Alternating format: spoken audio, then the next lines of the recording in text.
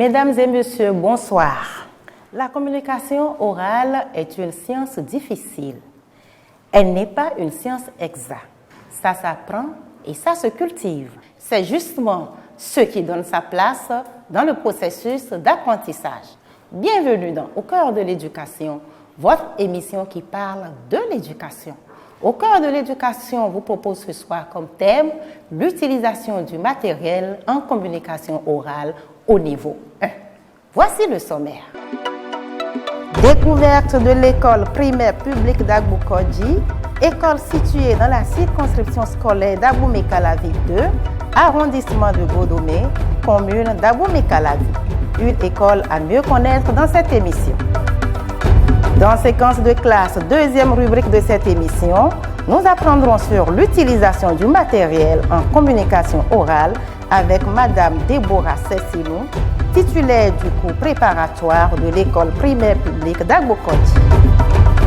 Opinion sera le lieu pour nous de savoir les impressions de l'enseignante et de ses apprenants sur la séquence.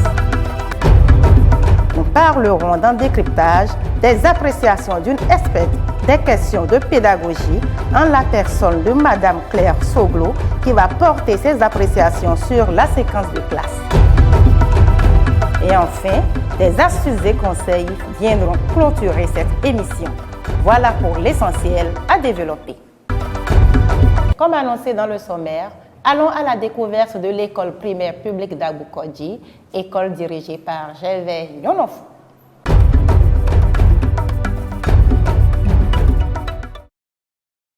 Nous sommes ici à l'école primaire publique du quartier Agbou-Kodji, située entre Sédébé et Dékoumbé, dans l'arrondissement de Godomé. C'est une école qui a une infrastructure suffisante et nous avons 3 modules de classe. Chaque module de classe a 3 classes et nous avons un effectif de 476 élèves, dont 244 filles. Voilà, chaque classe est pourvue d'enseignants. Je crois que le travail marche bien. Le travail qui se fait dans ce cadre dédié à l'enseignement primaire par les instituteurs est ce que reflètent en l'occurrence les résultats du certificat d'études primaires CEP. Et je puis vous dire qu'en 2021, les résultats au CEP étaient de 81,66%. En 2022, nous sommes passés à 91,11%. Ce qui montre qu'il y a une progression quand même nette, mais nous avons d'autres défis à relever quand même. Et pourtant, les conditions environnementales ne sont pas pour autant meilleures ici à l'école primaire publique à Agbou-Kodji. Le cœur à la tâche, le maître Nyonofou joue de son amour pour sa profession.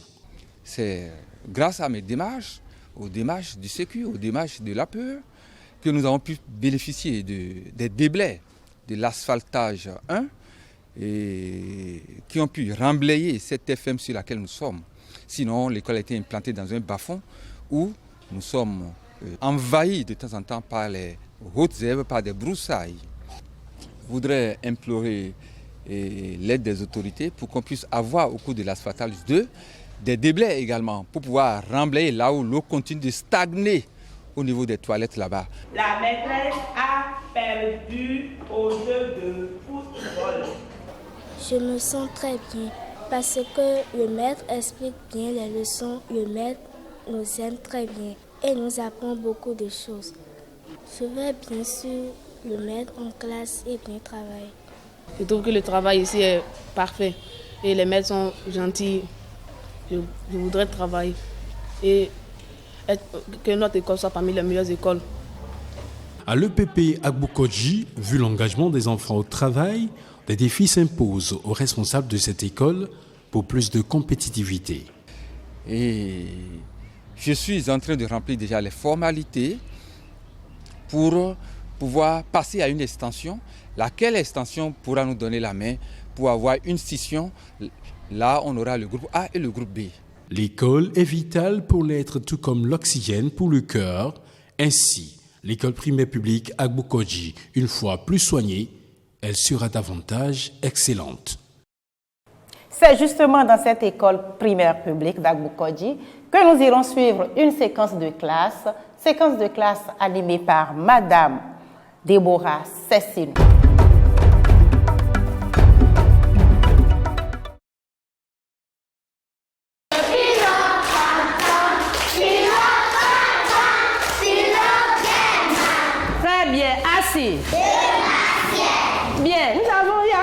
leçon de communication orale la fois passée qui porte sur les repas. Quels sont les mots que nous avons utilisés pour ce thème-là? Oui, Belvida. La pâte. Très bien. Autre mot? Véronique. La cassa. Aujourd'hui, nous allons encore faire une nouvelle leçon qui porte sur les fruits. Qu'est-ce que nous voulons apprendre aujourd'hui? Vous voulez apprendre quoi?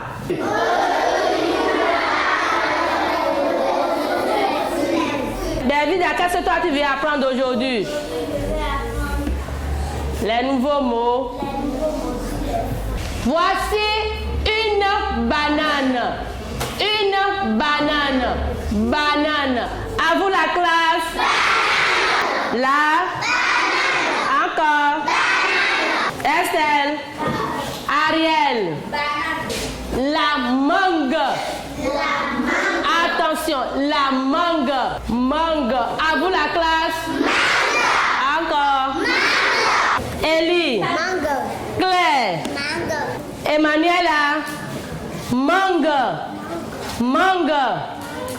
Mangue. Jonathan. Très bien. Cric. Cric. Jabo Jabo. Très bien. Voici une banane. La banane là est mûre. C'est comment? Hein? Alors son petit doigt. La banane est verte. Verte. Verte. Verte. Verte. Oui, Cal. Oui, toi. Verte. Oui, précieux. Ézéchiel. Debout. Assis. Bien. Pour manger l'orange, est-ce qu'on peut manger l'orange avec les feuilles? Non. Avec la peau là, on mange ça avec la peau? Non. Tu dois faire comment avant de sucer là? Tu vas faire comment? Oui, ordonne. Ah, tu vas enlever la peau. Le fait d'enlever la peau là, comment on appelle ça? Je pèle l'orange. Je pèle l'orange. Peler. Peler. Peler. Peler. À vous la classe. Encore. Encore. Très bien. Là. Ici. Là. Debout.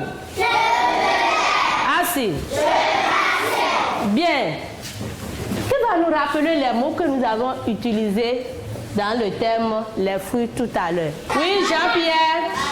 Banane, très bien. Oui. L'orange. On fait quoi de l'orange? On suce le jus de l'orange. Très bien. Avec ces mots-là, nous allons construire des phrases. Nous allons construire des phrases avec les mots que nous venons d'étudier. Ça y est? Oui. Cric. Cric. La banane est mûre. La banane est mûre.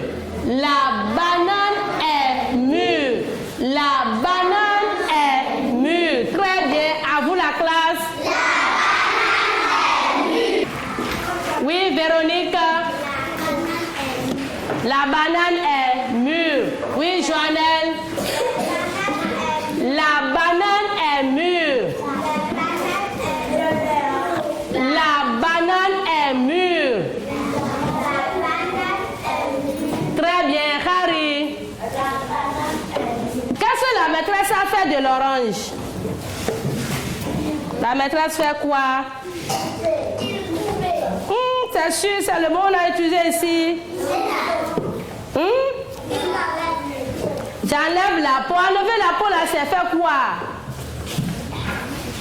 La maîtresse pèle l'orange. La maîtresse pèle l'orange. La maîtresse pèle l'orange. Oui, Gloria. L'orange. Oui, Joanita. Mélina. La maîtresse pèle l'orange. Bernadette. Pénuel.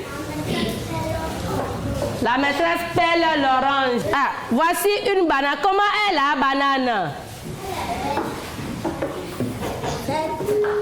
On lève son petit doigt, on dit je désigne. Oui, Augustine. La banane est verte. La banane est verte. La banane est verte. À vous la classe. Amel, comment est la banane? La banane est verte. Prosper. La banane est verte à haute voix. Est verte, verte, verte. Attention, la banane est verte. C'est bon? Oui, Dorcas. La banane est verte. Très bien, Ellie. La banane est verte. Oh, Féric.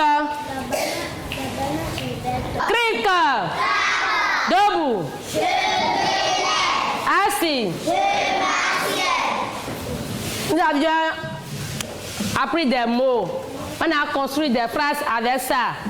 Ça y est? Qui va nous rappeler quelques phrases que nous venons de construire?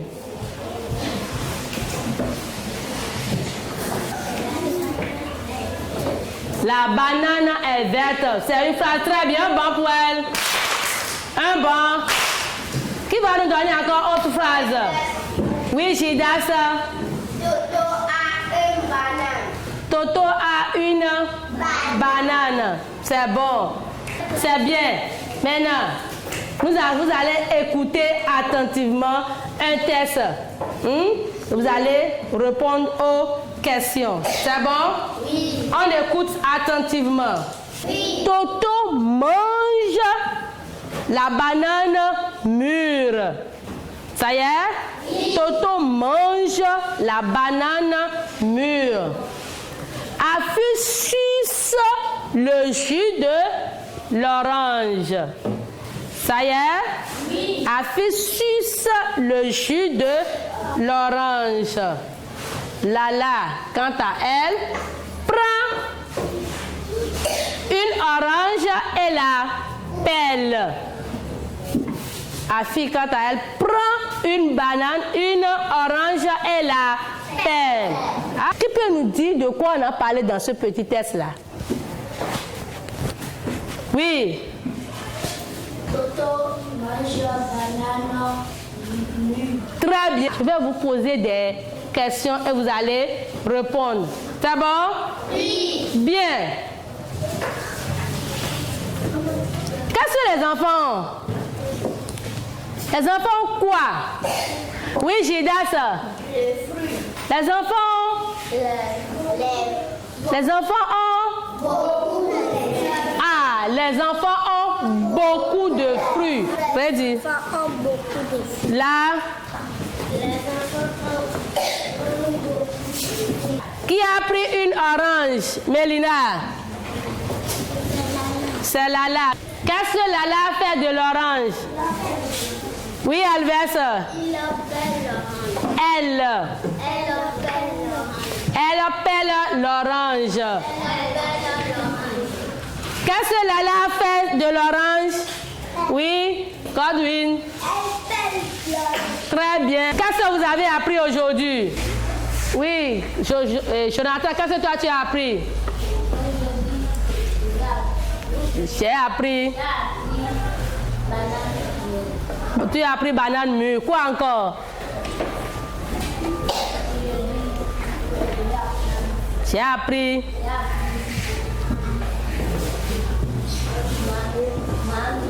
Mangue mûre, c'est bon. Aujourd'hui, nous avons appris les nouveaux mots comme orange, banane, ananas, mûre. C'est pas ça? Oui. Très bien. Comment vous avez appris les mots là? Oui, Belvida.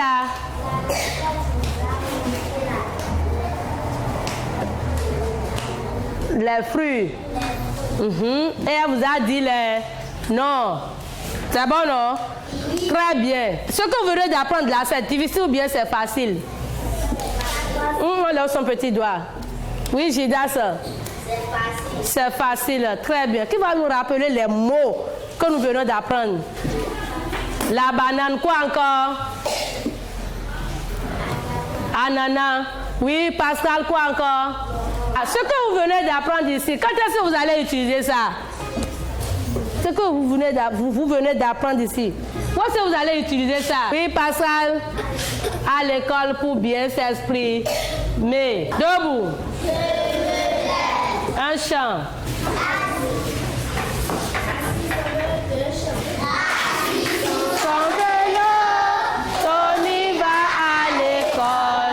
Madame Déborah Cessinou et ses apprenants nous ont fait le plaisir de nous donner leurs opinions sur la séquence de classe déroulée. Aujourd'hui, je viens d'apprendre une banane. J'ai appris à découvrir de nouveaux mots comme la banane, l'orange, l'ananas. Une banane, banane, banane, banane. À vous la classe. Encore. 6 l'orange.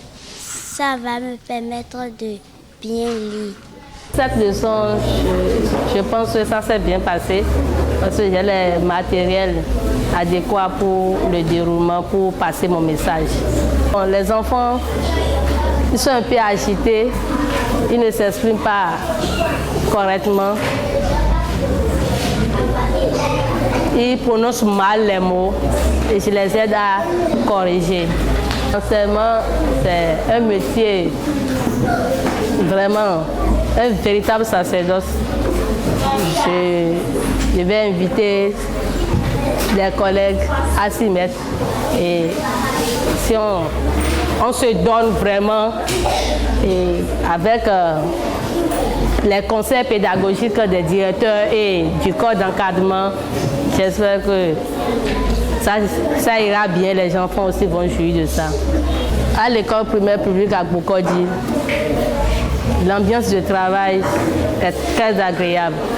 Notre directeur, il est un bon manager.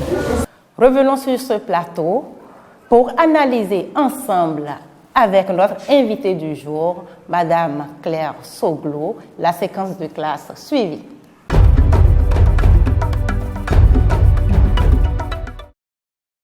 Bonsoir Madame Claire Soglo, bienvenue sur le plateau de Au cœur de l'éducation. Merci. Madame Soglo, vous êtes inspectrice de l'enseignement du premier degré et vous avez participé à la rédaction des documents sur les curricula révisés. Madame Soglo, que pourrait-on savoir de plus sur vous? C'est vrai que je suis inspectrice de l'enseignement maternel et primaire, mais pour mon parcours professionnel, j'ai enseigné en tant qu'institutrice, directrice d'école. J'ai été conseillère pédagogique avant d'être inspectrice. Et j'ai fait office de chef de circonscription scolaire à Prom-et-Sérété et à Porte-Nouveau au Gala,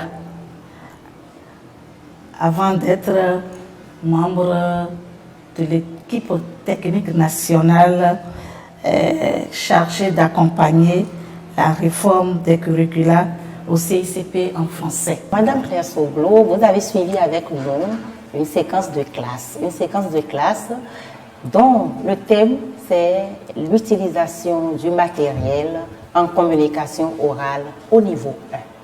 Par rapport à ce que vous avez vu faire par l'enseignante, quelles sont vos impressions générales par rapport à la prestation de l'enseignante et des apprenants? Merci madame. Et il faut avouer que dans cette classe de CP à Boukomé, nous avons vu assez de bonnes choses, mais également il y a de petits réglages à faire. Et cela n'empêche pas l'objectif de l'enseignant qui était de faire communiquer, d'amener les enfants à communiquer et à s'exprimer, à exprimer leurs pensées. Non. Mais toutefois, je voudrais quand même essayer de voir l'aspect de la classe. D'abord, c'est une classe propre, décorée, c'est de l'actif de l'enseignante, attrayante aussi. Elle était dévouée au travail, mais le hic, c'est l'effectif. L'effectif, dans cette condition d'ergonomie, ne respecte pas le QF, les normes de l'EQF. Vous voyez, les normes de l'EQF qui recommandent que pour une classe de CI, CP, que l'effectif ne dépasse 0,60. Donc, on comprend peut-être c'est une zone assez populaire, mais quand même, il faut respecter ces principes si nous voulons que l'apprentissage soit propice et efficace pour les enfants. Nous parlons de la communication orale. Et qu'est-ce que la communication orale? La communication orale, c'est quoi au juste? Merci. La communication orale, appelée encore langage ou expression orale ou français oral, est une discipline du champ de formation français. La communication orale est au cœur de tout ce que l'enfant vit, voit, ressent et découvre. Et étant donné que l'enfant a un être social, il a besoin d'exprimer sa pensée avec ses pairs. Et pour que l'enfant parle, il faut qu'il ait quelque chose à dire. C'est toute l'importance des images, des planches qui sont utilisées comme matériel pour pouvoir enseigner la communication orale. Il faut compléter que en communication orale, les enfants ont besoin des mots. Ils ont besoin des mots et expressions pour s'exprimer. Voyez, pour notre contexte béninois, nos enfants viennent à l'école avec la langue du milieu, leur langue de première socialisation. Or, le français étant une langue seconde, les enfants ne réfléchissent qu'en leur langue de première socialisation, ce qui constitue déjà une difficulté. Donc, ici, il est demandé aux enseignants de prendre toutes les dispositions quant aux planches, les images, les objets d'accompagnement, le matériel, toutes les ressources nécessaires pour faciliter vraiment l'expression orale chez ces jeunes enfants. Merci beaucoup. Ce serait comme une répétition et la répétition est pédagogique. Et comment est-ce qu'on peut faciliter cette communication orale chez l'apprenant au niveau 1? D'autant plus que tout à l'heure, vous l'aviez dit, les enfants viennent de leur milieu avec leur langue maternelle. Et le français, pour eux, c'est une langue secondaire. Alors, comment est-ce que l'enseignant, quelles sont les dispositions que l'enseignant doit prendre pour faciliter la communication orale au niveau des apprenants? Ok. Pour réussir la communication orale, surtout en début d'apprentissage avec les enfants, il faut avoir le matériel. Le matériel est indispensable et pas n'importe lequel. Il faut un matériel adapté à leur niveau, à leur âge psychologique, au milieu, et que ce matériel-là soit vraiment disponible en nombre suffisant pour leur permettre d'échanger, de vivre autour de ce matériel-là. Ça fait le premier point. Maintenant, comme il s'agit d'acquérir des mots avec ce matériel qui constitue les planches thématiques ou bien des objets réels, voyez, donc, pour acquérir un mot, l'enseignant doit faire en sorte, l'enseignante doit faire en sorte que le mot étudié soit en conformité avec son signifiant.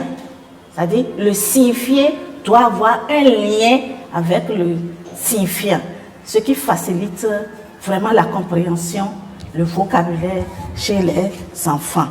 Lorsqu'il s'agit de l'acquisition d'un verbe, l'enseignant doit mimer et faire mimer l'action. D'accord?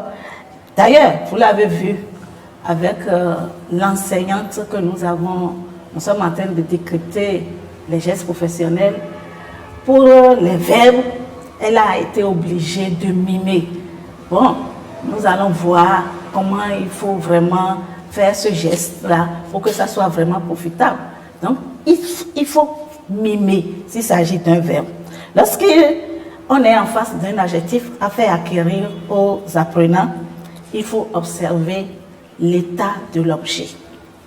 Et là, nous pouvons prendre l'exemple comme grand, petit, lisse, rugueux, qui permettront à l'enseignant de vraiment faire vivre, faire voir l'état des objets dont il est question quand il s'agit de l'adjectif qualificatif. Autre chose de très fondamental, il faut faire confiance aux apprenants. Il faut créer dans la classe un climat de confiance et de convivialité. Sans cette condition, les enfants ne vont pas s'exprimer.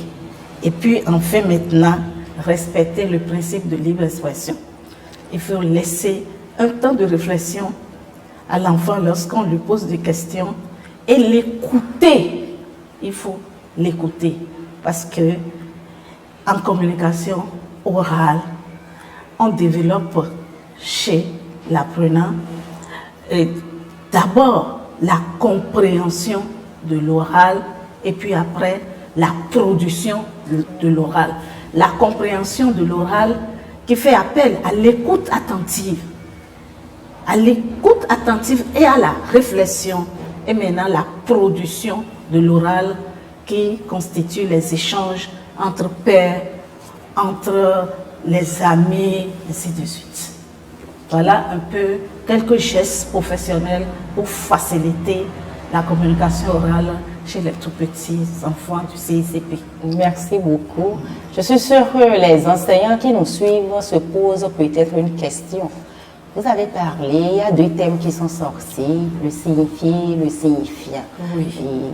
Est-ce qu'on peut avoir des exemples, un exemple de ce qu'on peut appeler signifié et signifiant? Alors, je veux enseigner à mes enfants ce stylo. Je leur montre ça, le stylo, un stylo.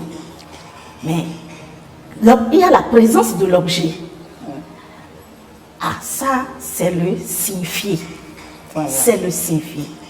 Maintenant, ils observent ça, c'est le signifiant. Quand je dis stylo, ils comprennent qu'il y a un lien entre ce qu'ils sont en train de voir et le nom de l'objet. Au cours de la séquence, on a observé des phases.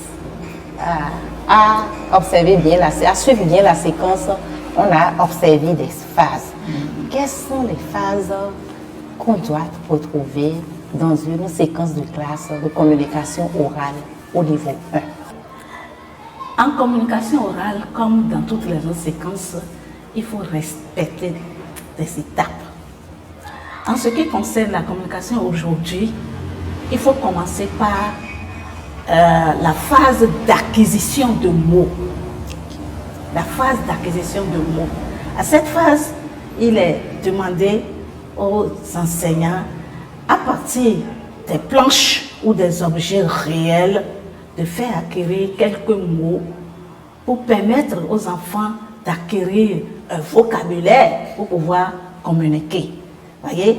Et à la deuxième phase, les mots utilisés au nombre de 4, 5, les mots étudiés, acquis à la première phase, sont maintenant utilisés dans des structures, des phrases, pour toujours renforcer la compréhension, le vocabulaire, et en dernière phase, qui est la phase de la communication 3, on peut dire, la phase de compréhension d'un test par des questions, d'un test, la compréhension d'un test qui contient les mots précédemment étudiés.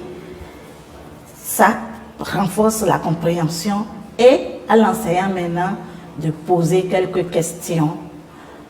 Qui, quoi, où, comment, sur ce test-là, et à écouter la réponse des enfants, l'enseignant, l'enseignante juge de la compréhension de la séquence qui vient de se dérouler à partir de l'acquisition des mots, utilisation de ces mots dans des structures, phrases, et puis maintenant leur exploitation, leur compréhension à partir d'un test. Ok. Donc si on comprend bien, en communication orale, nous avons on peut dire trois phases ou trois étapes essentielles. Et l'étape de l'acquisition de mots, l'étape de la construction de phrases et enfin l'étape de la compréhension d'un test. Absolument. Il présente, il faut ajouter, il prépare un petit test qui prend en compte les mots étudiés. Ce n'est pas n'importe quel test. Et ce n'est pas un test long. C'est un petit test, d'accord, qui contient les mots étudiés. Il présente le test aux apprenants et leur pose des questions de compréhension. Ok. Merci beaucoup. Alors là, au niveau de chaque étape ou chaque phase, comme on le dit, sûrement l'enseignant a un rôle. L'enseignant a un rôle à chaque étape. Alors, quel est le rôle de l'enseignant au niveau de chaque étape de la communication orale? Merci. Au cours de cette séquence de classe, l'enseignant est le guide, il est le facilitateur. C'est lui l'éveilleur de conscience. Il organise les activités d'apprentissage, suscite l'envie de parler chez ses élèves, distribue la parole, il organise les jeux de rôle et encourage les apprenants. Il fait prendre conscience des erreurs et aide les apprenants à les corriger. Nous allons prendre phase par phase.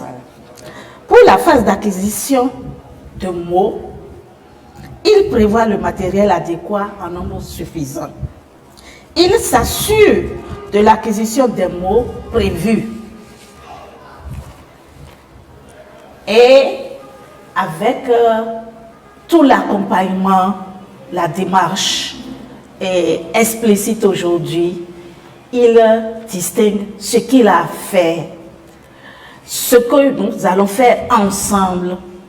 Je fais, le nous faisons, et puis ce que individuellement chaque apprenant doit pouvoir réaliser au cours de sa séquence. Au niveau de la phase d'acquisition de mots. Voilà. Au niveau de la compréhension. Au niveau de la construction de phrases. C'est la construction de phrases. Voilà. Au niveau de la construction de phrases, il propose le modèle de structure. L'enseignant. C'est lui qui propose. C'est lui qui propose un modèle de structure de phrases avec les mots étudiés. Et là, la compréhension suit. Je donne un exemple. Je prends l'exemple de notre maîtresse tout à l'heure. Madame Déborah. Madame Déborah. Quand elle a fini de faire étudier les mots comme banane, mangue, les fruits pelés, et puis mûrs. Alors, au moment de faire la phrase, elle a dit la maîtresse pèle, parce qu'on a étudié pelé. Voilà. Nous allons voir cette manière de faire. J'avais déjà annoncé qu'il y a quelques réglages. Elle aurait pu également préparer une courte phrase pour dire tel élève mange une banane mûre. Les enfants sont observés. Et à partir de cette phrase-là, elle conduit sa séquence. Les enfants auront à bien écouter la structure. Oui, telle personne mange une banane mûre. Monsieur, entre-temps, on avait déjà étudié ces structures, ces mots-là, que nous allons voir comment il faut les étudier tout à l'heure. Et puis ça passe. Voyez, donc c'est la maîtresse qui propose. Et maintenant, fait acquérir cette phrase-là.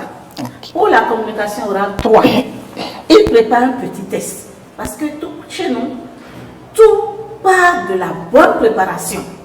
Il prépare un petit test qui prend en compte les mots déjà étudiés. Il présente le test aux apprenants. Il ne lit pas. Il présente ce test aux apprenants et leur pose maintenant des questions de compréhension. Voilà. Ok. Merci beaucoup. Nous avons vu le rôle de l'enseignant au niveau de chaque phase. Sûrement, les apprenants aussi ont quelque chose à faire. Absolument. L'apprenant a un rôle de participation active. Okay. Il n'est plus passif à écouter l'enseignant et à restituer. Ce temps-là est révolu. Il nomme les objets, les manipule, mime les actions, imite le modèle, participe aux échanges avec ses pairs dans une attitude d'écoute qui lui permet la compréhension de l'oral. Okay. Voilà. Merci beaucoup. Et à l'école, et spécifiquement en français, il n'y a pas que la communication orale. La lecture-écriture a des étapes, 9 étapes. Alors, quel est le lien qu'il y a entre la communication orale et les autres étapes de la lecture-écriture? Est-ce qu'il y a un lien d'abord? Cela s'entend. Ok. Quand on dit communication orale, lecture-écriture, c'est les compétences du français, ça. Ok. Communiquer oralement, lire, écrire. Voyez? En ce qui concerne la séquence que nous avons observée, là, on peut déjà dire que la communication orale fournit les mots et les structures qui permettent aux apprenants de s'exprimer. C'est ce qu'on a vu. Et c'est ce qui doit se faire. Ce qui donne toute l'importance du vocabulaire dans le processus d'apprentissage. Et comme vous vous en doutez, la communication orale prépare à la lecture. On dit compréhension de l'oral à travers l'écoute, production de l'oral à travers les échanges et échange autour de quoi? Autour des situations qui nous donnent un vocabulaire enrichi des mots. Et en lecture-écriture, l'enfant aura le temps de visiter les mots déjà utilisés, déjà prononcés en communication orale. Voyez? Et c'est cela même le sens et le lien réalisé. La communication orale est considérée comme disons, comme elle prépare à la lecture, c'est comme une clé d'apprentissage, un outil d'apprentissage. Donc, on ne saurait réussir la lecture-écriture sans passer par la communication orale, qui a un rôle prépondérant, un rôle très prépondérant, et il est question maintenant d'inviter les enseignants à prendre au sérieux ce rôle et à faire le travail nécessaire pour faciliter le reste de l'apprentissage aux apprenants. Alors actuellement, nous sommes au niveau des curricula révisés et sûrement la communication orale aussi dans sa démarche a subi une certaine révision. Alors qu'est-ce qu'il y a de nouveau aujourd'hui au niveau de la communication orale? Très belle question, parce que aujourd'hui, en communication orale, que ce soit pendant la période d'immersion, que dans les autres, dans la période d'apprentissage systématique, le nom ne change pas. C'est communication orale que nous disons. Mais à l'immersion, il y avait la langue. Aujourd'hui, plus de langue. Et la langue, c'était quoi? Réponse active non verbale. Où l'enfant est contraint à répondre aux ordres sans émettre de son, sans parler. Aujourd'hui, il n'y en a plus question. Plus de langue. Et puis, le maître, l'approche pédagogique également a changé au profit de la pédagogie explicite, axée sur le modélage, le je fais, la démonstration, la pratique guidée, la pratique autonome. Vous voyez, il n'y avait pas je fais, nous faisons, tu fais auparavant. Aujourd'hui, nos enseignants doivent s'habituer à tout ça, cette approche-là de la pédagogie explicite, parce qu'il n'est plus question de faire la découverte, poser des questions, est-ce que tu sais, c'est quoi ça, pour faire réfléchir. Les enfants n'ont pas encore les ressources requises pour s'exprimer sans qu'on ne les aide.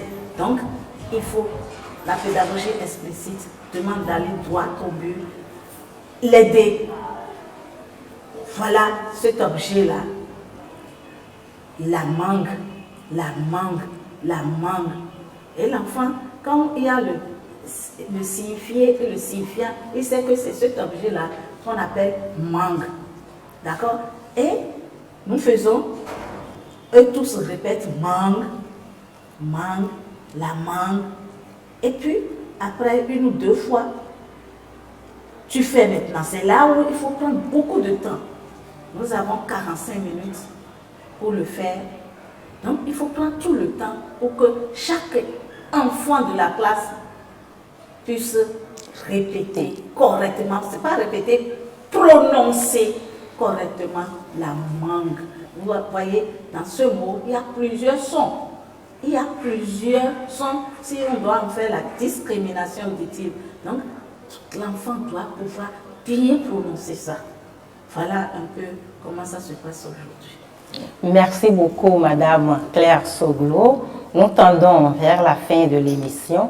Mais avant de conclure, nous allons passer aux astuces, aux conseils et astuces. Ok.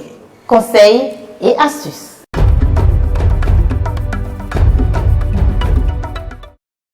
Madame Soglo, les spectateurs vous écoutent, ils sont à l'écoute et ils veulent recevoir de vous quelques conseils et aussi des astuces pour mieux réussir désormais leurs leçons de communication orale, surtout les enseignants de CI et de CP.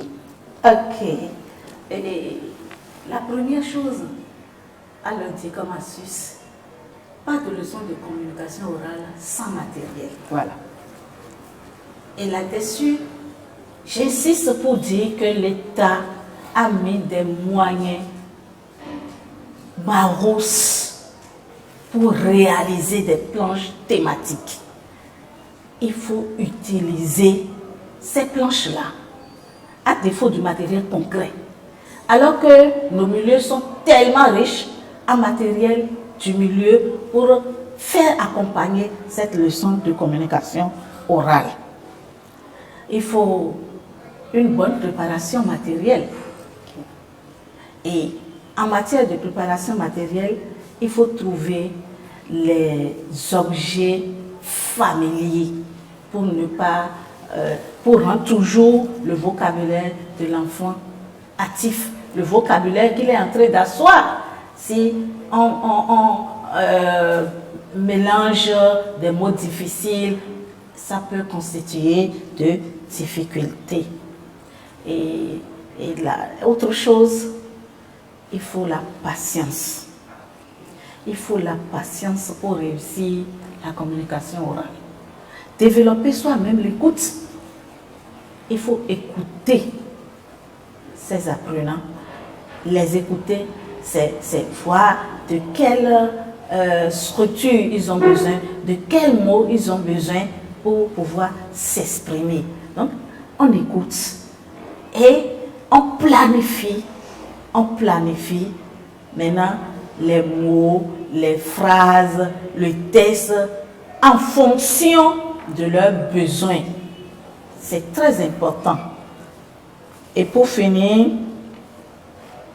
il faut veiller à la mise en œuvre du feedback correctif. Qu'est-ce que nous appelons le feedback correctif? C'est ce qu'on appelait l'évaluation formative. Okay. D'accord?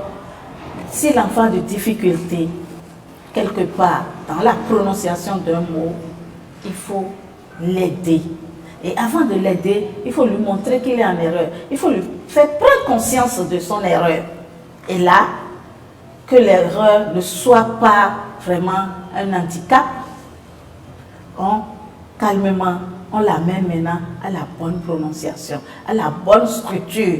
Et c'est pour cela qu'il est recommandé de faire surtout aussi de courtes phrases pour vraiment aider les enfants à mieux s'exprimer et à trouver la communication orale comme à la maison un outil de pensée, un outil de vie, un outil vraiment qui prépare à la lecture-écriture.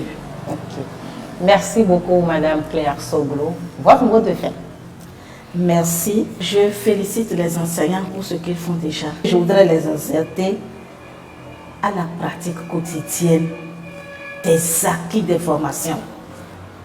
Quand nous allons à une formation, au retour, il faut toujours revivre ces notes, les documents mis à leur disposition, il faut qu'ils les revisitent. Et maintenant en classe, pratiquer. Le programme aujourd'hui est allégé. Le programme est allégé pour leur permettre de travailler sans stress. Je voudrais vraiment les inciter à accompagner le système pour que nous puissions élever les résultats à la hauteur de nos attentes. Merci, nous sommes certains que les enseignants ont compris et ils pourront mieux exécuter leurs leçons de communication orale. Chers téléspectateurs, nous sommes à la fin de notre émission, mais retenez que la communication orale est une science difficile. Elle n'est pas une science exacte. Ça s'apprend et ça se cultive. Aidons-nous donc nos apprenants à avoir une bonne communication. Merci beaucoup.